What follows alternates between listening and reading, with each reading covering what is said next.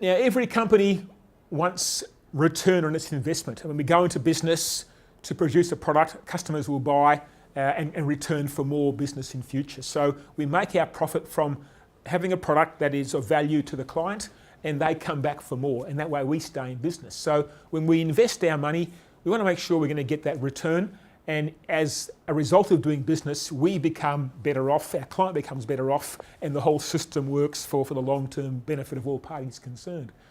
So we're going to want a return on investment. To maximise that return on investment, we're going to require a couple of things. One is high productivity, and one is low operating costs, because the cost of our product is really a fairly simple equation. This unit cost of production equation, it's the cost to make it divided by the volume that we produce. And the lower that unit cost is, the more competitive we are in the marketplace. So if high productivity can produce good capacity at a low cost, then our unit cost is low, and in theory we can sell more into the market because we've got a bigger margin to work with and reduce our price and still be profitable in business.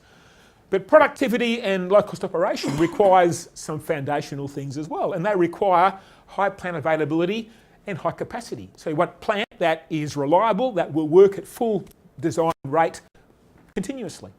If we can achieve that, then we'll minimise our costs and maximise our throughput. And those two depend upon another factor, which is reliability. If the plant is unreliable, I cannot get availability, nor can I get the full capacity it was designed to deliver.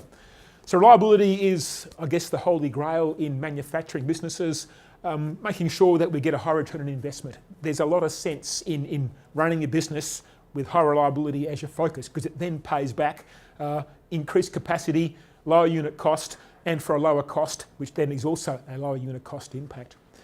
Now, reliability, we know, depends on foundational concepts as well.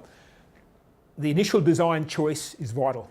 If we get the wrong design choice, to put a racing car out in a paddock full of rocks, that racing car isn't going to make it. It has to be installed correctly with very low stress. Things aligned correctly, the installation with round shafts, properly clearanced bearings and natures and parts of machines. Got to operate it within the design envelope.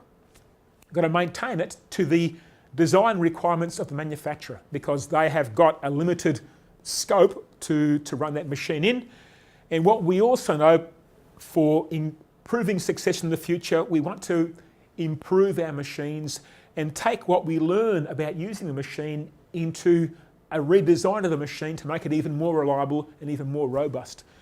So reliability depends on these foundational things: the design, installation, operation, maintenance, and the learnings that we take in using that machine into the next variation, the next model, the next design.